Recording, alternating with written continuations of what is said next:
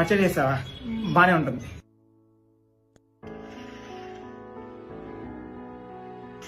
ఈ month salary ఏంటి చాలా తక్కువ ఇచ్చావు? తక్కువ ఏంటి, ఓటీలు చేసిన డబ్బులు అది చాలా ఎక్కువ వచ్చింది, రెగ్యులర్ వచ్చింది దానికంటే. అదేంటి పక్కింటి రమేష్ అన్న నీకంటే ఎక్కువ శాలరీ తీసుకొచ్చాడంట? ఆయన నాకంటే సీనియర్ కదా, ఆయనకి అంతే డబ్బులు వస్తాయి. మరి ఎదురెట్టు కుమార్ ఏంటి నీ తర్వాత కదా మీ ఆఫీస్ లో జాయిన్ అయ్యాడు, కానీ నీకంటే ఎక్కువ శాలరీ తీసుకొచ్చి వాళ్ళు ఎక్కిస్తున్నాడంట. మనిషిని రూపం కాదు.